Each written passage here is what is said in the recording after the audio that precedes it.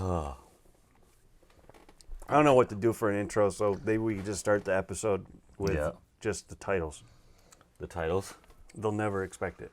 Basket case? Well, no, like our title. Oh, yeah. Yeah, we could do that.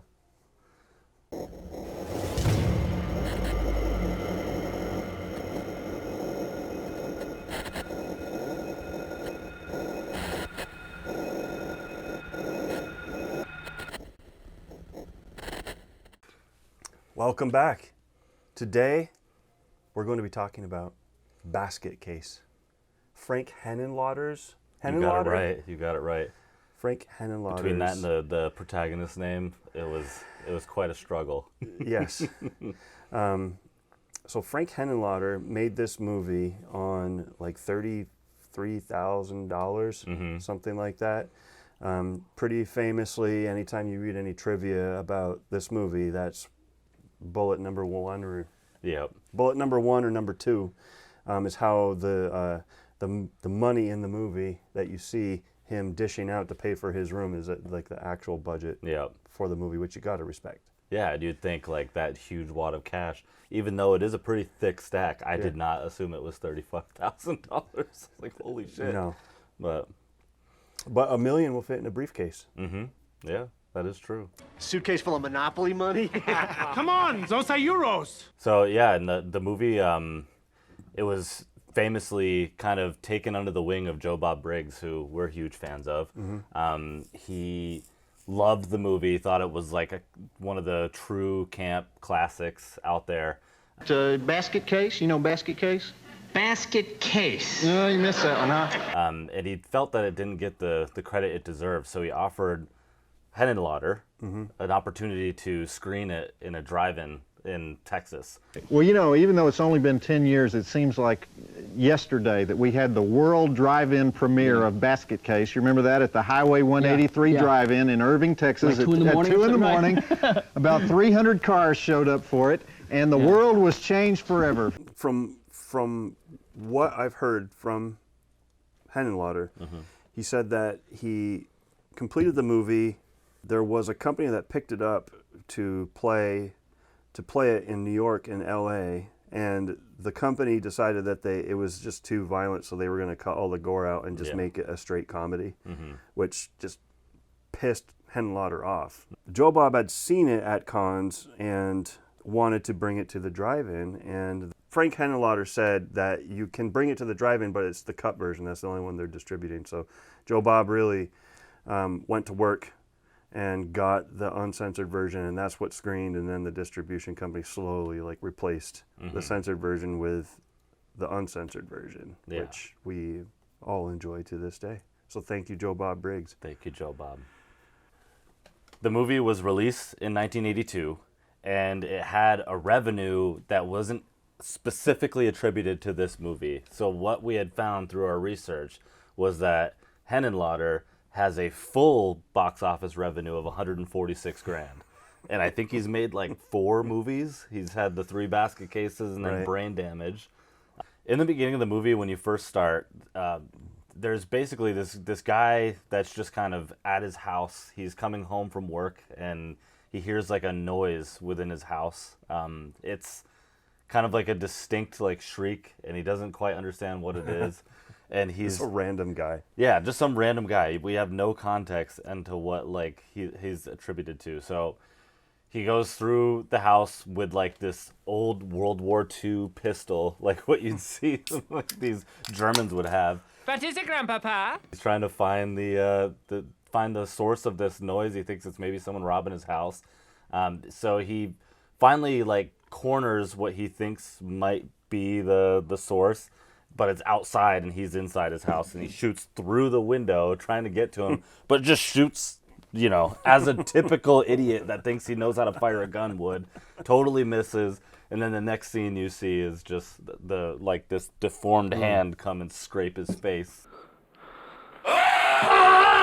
Holy shit. And he pulls his head down. He's pulled down from frame and then pulls his head down again. It's awkward, very awkward. Yes, comes up and all bloodied.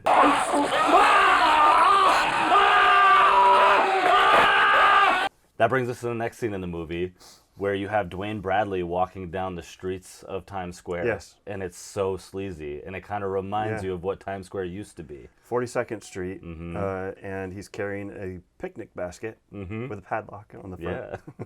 Yeah. not creepy at all.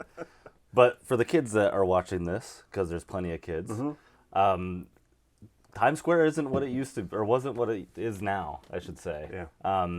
It was very sleazy, and this movie captures it almost perfectly. Yep. There's a drug dealer that's walking next to him, trying to pitch him drugs. Everything. And he's got literally every name in the books. I got acid, blotters, rainbows, window pane, speed downs, second off, volume, mescaline, THC. Punk, bitches, and skip-scap, skanks, and scallywags. Dwayne Bradley, right? Yep. Dwayne Bradley. He's our sort of protagonist, anti-hero type character. Walking down 42nd Street, reaches the hotel. I don't know how he picked the hotel. Maybe the first hotel he found. Yeah. It was the first hotel I came to. Obviously a hard man to please. So Dwayne rents a room there, and as we were saying famously, he pulls out a wad of cash to pay the rent, and everybody there is like, whoa, look at this guy. The Irish dude can't hardly contain himself. Yeah. And he ends up going after the money later on. Did you see that? He's loaded. So are you. And Dwayne goes upstairs and sets his basket down and gets his room unpacked and things like that. But after he unpacks his room and gets all set up, he leaves the basket at his room and goes back to the hotel management office and asks for a bite to eat. Yeah. And that's they right, yeah. obviously are like, oh, nothing too fancy, right? Yeah. You're in the sleazy Times Square. So he finds a local burger shop, buys a bunch of burgers. Giant bag of burgers, foil wrap burgers. And he opens up the wicker basket. And turns out he's feeding something, we don't know what yet, but he's feeding something these burgers.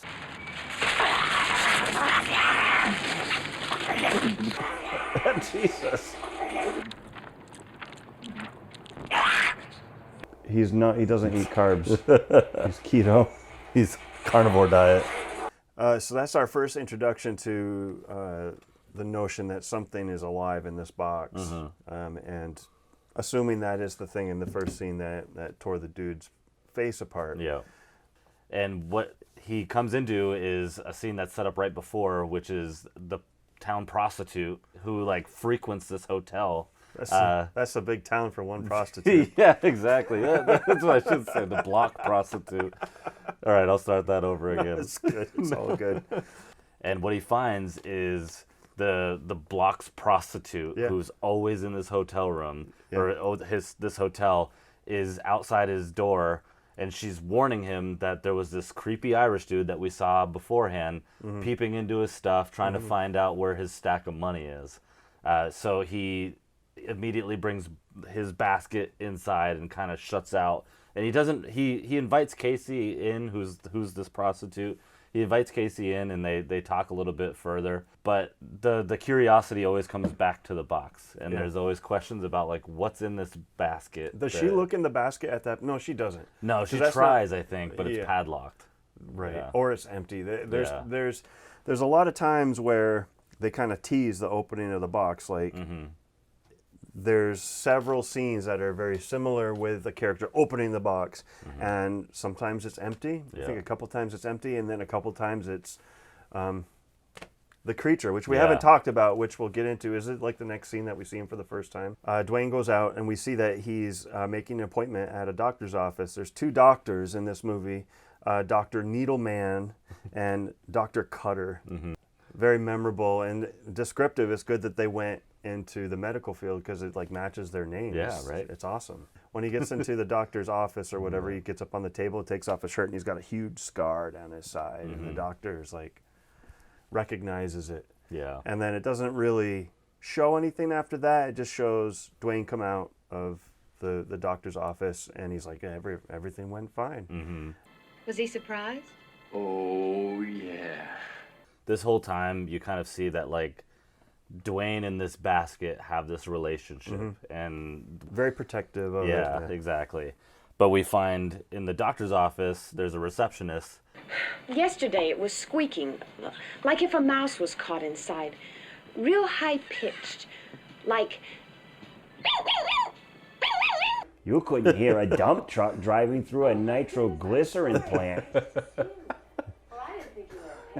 Who's super thirsty, by the way. She just wants everything to do with Dwayne. Has no idea, like, has never met this guy ever in the past, but is super eager to like take him all around New York City and show him all the sights that have to be seen. I get off here tonight at 7. Hint, hint. But it kind of shows this love interest that plays a deeper role in the movie as it gets further along. The doctor after that is like very like nervously going through his Rolodex, making phone calls, calling people, saying he's here or whatever, or I'm sorry, rather, say the kid's here, the kid's here, and you're like, what is this? It's some kind of conspiracy, and Dwayne goes on a date with the receptionist. There's very greasy, dirty, like deep kissing.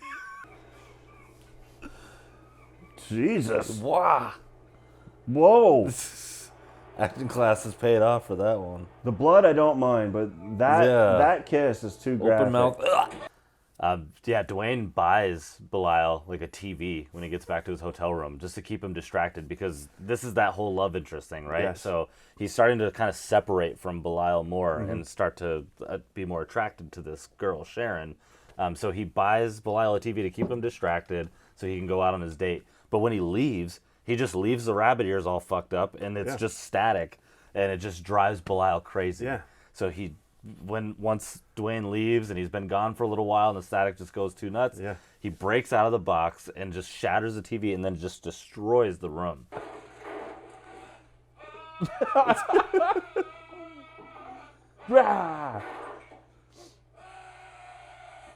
Jesus. Wow. And then all that noise kind of like attracts the manager and everything, and they're all kind of trying to understand what's going on. Yeah. But they open up the room and no one's in there. Yeah. And then that leaves kind of the opportunity for O'Donovan to meander his way back after everyone else has left. Yes. Dwayne leaves the TV on static, and Belial tries to turn the knob, and it breaks the knob off. Yes. Because he's so powerful. I guess. Or it's a shitty TV. Yep. And I will say, part of that destruction scene, to another show of his power, was there was like some stop motion captured in there. And within the stop motion scene, which was pretty well done for how low budget it was, you see Belial just grab a drawer and just throw it just across the room so fast. It's like within like the speed of light, it's shot across the room. Whoa. What the hell's going on in here? So at some point, Dwayne leaves the basket in his room and starts to go off on his own more and more. And O'Donovan, who was the guy in the beginning who saw Dwayne with the money, picks the lock. Very easy to pick that lock. Yeah.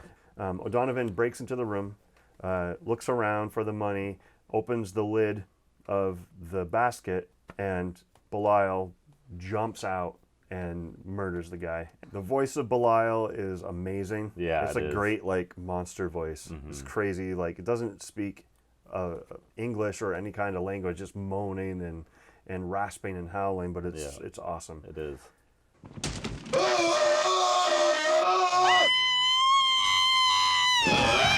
Belial goes on a rampage in New York City. He goes back. He kills Needleman. Oh, Jesus. Whoa. What the fuck? Is that Geodude?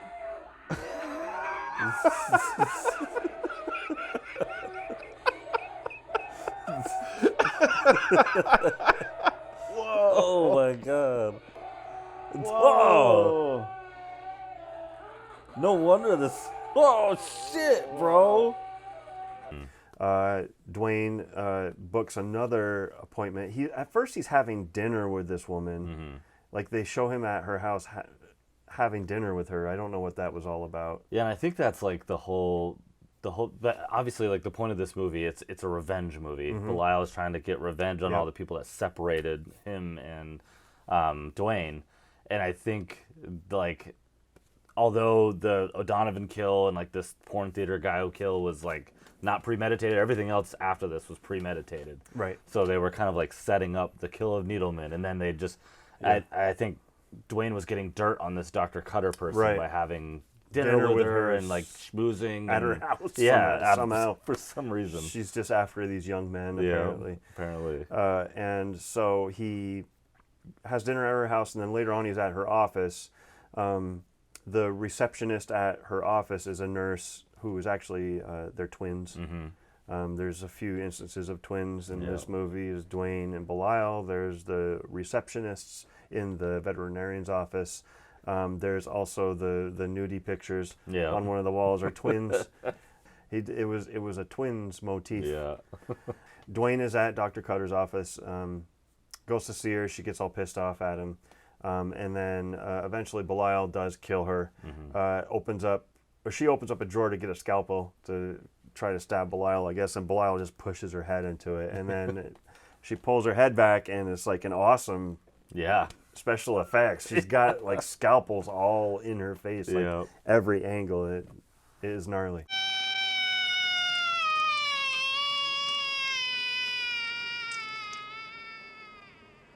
And it's fantastic because it's literally like the pressure I'm putting on this glass is what pressure it looked like was putting on the back of her head into that drawer. He's strong. Yeah. He's a strong little guy. And the reason Cutter was trying to stab Belial is because she recognized what it was. And it kind of goes back to a flashback that happens in the movie where we see Dwayne as a young kid with Belial attached to him.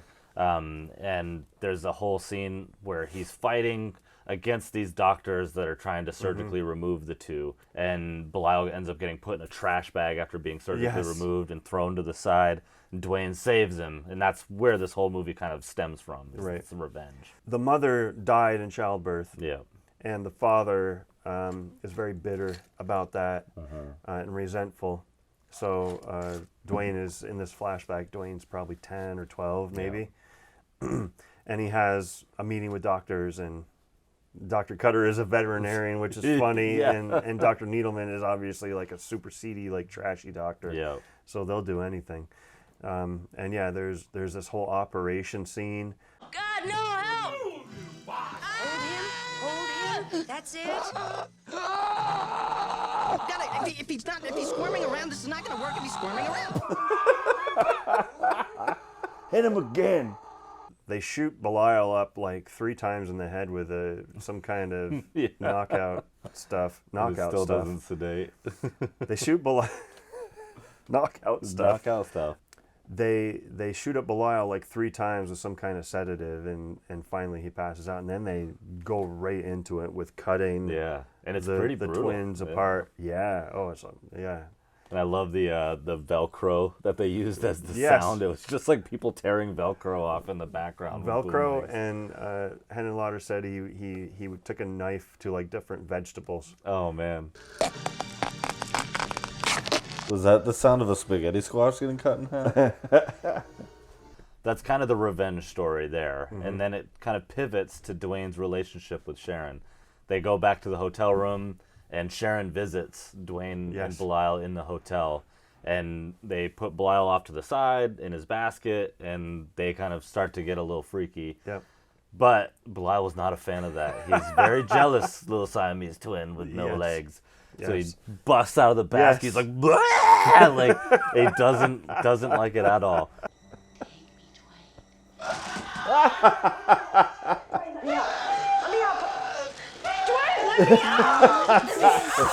That'll ruin the moment. That will. And Sharon immediately freaks out, of course, and leaves. Dwayne's holding her down. Yeah, like please don't let this fuck me up. Oh shit! So she pieces out, and he throws a blanket over her head and throws her out of the room, and she smashes against the wall. Yeah, that's exactly true. Yep.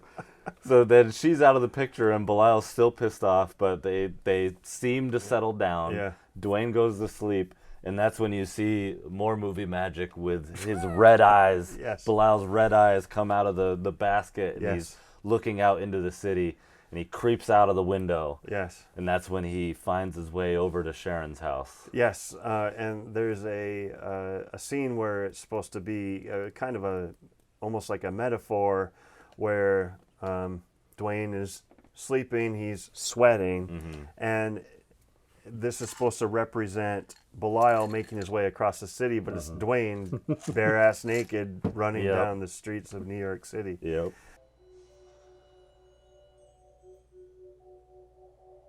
What?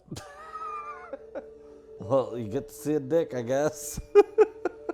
Why are they doing this to I have us? no idea. Why are they doing this? Like they really had this dude naked running down the streets of New York City. Yeah. And like they were saying in the commentary, they had to sweep the street before, and they would just pull a van up at one block and park a van at the end of the block and just have them run between and jump in the van. That is amazing. So Belial makes his way to Sharon's apartment and sneaks in, and so creepy. Like gets up on her bed and just starts groping her and climbing on top of her, and eventually she wakes up and freaks out. Yeah. Obviously. And Belial kills her. Yeah. Chokes her to death. Yep. Oh, maybe not. Oh man.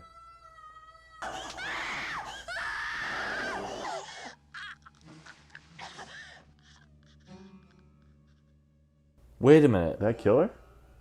What did he do to her? Well, and after the scene where Sharon's ultimately killed, it goes back to Dwayne and Belial and their confrontation. Because Dwayne has kind of found what has happened. They're tied mentally. He knows what happened. He had seen it. So there was a confrontation. They got in a huge fight. Belial grabs him by the crotch and picks him up. Yes, right by the piece. I've never seen anything like that in my life, except for Always Sunny in Philadelphia. Yeah. So yeah, and they're in that crazy fight, and they end up out on the hotel sign. Yes. And just hanging there. Did you ever fight with your brother like that? No.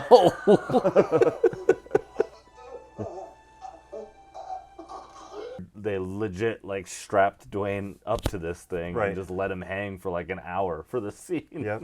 Belial's choking Dwayne. Yeah. Dwayne Lets go. loses consciousness, and then Belial just slips, and they fall and they land in the street and die. Yeah. And that's the end of the movie. Yeah. Very climactic, right? It was awesome. Yeah. And people standing around looking at the bodies, and that's where the credits roll. The credits, they also said a lot of them were made up because they just didn't have. They didn't have any staff. They didn't have enough people to make it look like a real credit scene, so they just made things up. Yeah. Classic movie. I can Yeah. understand why so many people are crazy for it, especially for the time. Is like, what year did this come out? Was 82. it 82? Yeah. Yeah. Amazing. And this movie was suggested to us by a couple people, and I mean, honestly, I had never heard of it. So, like, I was shocked when we watched it because I thought it was going to be like, oh, great, like another kind of C movie that's just like people just. Oh, it's a C movie. Yeah, it's a D movie, but in the best way. Yeah, exactly. It's so good, and it's definitely worth the watch. And Yes. it's only like an hour and 20. So take the time, watch it. You won't be disappointed. Yeah. I had heard of Basket Case before, but I had never sat down and committed time to watching the whole thing. Seen pieces here or there. This Arrow video release has a lot of awesome special features. Yeah. I mean, look, this is the special features on the back. This is the list of them. Some stuff is really weird. Yeah. There's an interview with Frank Henenlotter where it's not Frank Henenlotter, it's some redheaded dude who's naked. Yeah. Sitting in a chair. He had a big piece on him. Holy smokes. I mean, you guys can judge for yourself if you pick up the Blu-ray. There's two commentaries. There's the one that they filmed a few years ago, and then they filmed a new one. There's a short interview with Joe Bob Briggs talking about how he brought the movie to the drive-in and pretty much saved it. Yeah. pick up the Blu-ray if you want a great transfer, a great restoration, and just getting the whole experience. You'll get like every interview anybody's ever done about this. Yeah, I think we're both huge fans of Arrow Films and what they're doing with these older films and these B, C level films, giving them the notoriety they should. Yeah, absolutely. So to wrap this episode up, what are your final thoughts on Basket Case? I know you kind of said that you had never heard of it before. Yeah. But how do you feel about this super grimy, dirty, 16 millimeter, New York City, no budget horror film shit? Yeah, so I went into this absolutely blind and from suggestions from a couple of friends. And I gotta say, I did not have the best expectations for it. But, I mean, the thing is like, I respected the cover. Jason showed me the cover, and I was like, it's got the same font as our Fright Companion logo, and it kind of looks like Invasion of the Blood Farmers, which is very near and dear to me. So I came into it with an open mind, and I was thoroughly impressed. I loved every aspect of it. And I mean, I didn't know it was filmed on 34 grand. I knew it was a super low budget, but to find out how much ingenuity was in this movie that just made it even better for me. Yeah. So that's awesome. Yeah, I had heard of it. I knew that it was notorious and infamous for good reasons. And I was excited to watch it, and I didn't go in with any expectations except that it was low budget, and I was actually blown away at the amount of gore and the special effects and just the character of Belial being just a dirty little twin that got removed from his brother, and he's just bitter and he wants to kill everybody, and he's telepathically probably controlling his brother to go to New York City and get revenge. Somehow they tracked him down. Then his eyes glow red and he can crawl all over the place, and he just gets into tiny places like the toilet. Yeah. And so can surprise you and just grabs you, and he's got that grip and he can throw drawers. Yeah. And if he gets you with that hand, then you're done. Yeah, he's got the strength of 1,000 men, and he doesn't even have legs. It's crazy. He's got no way to like posture himself, but it's just all upper body. Yeah, exactly. It just sits like this all the time. Well, one thing we love to do on these is go long at the end. So that's true. Thank you so much for watching. If you haven't already, subscribe, follow. We'd really appreciate it. Every time we see that number go up, it's a huge motivator for us. And, you know, we have like 41 subscribers, so you can be number 42. Yeah. You can be part of the first 100. You can tell people that. Exactly. And it helps the YouTube algorithm. As much as we hate working that, it's super helpful. So thank you. Appreciate it. All right. Cool. Well, I guess we'll see you next time. Yeah. Cheers. Cheers.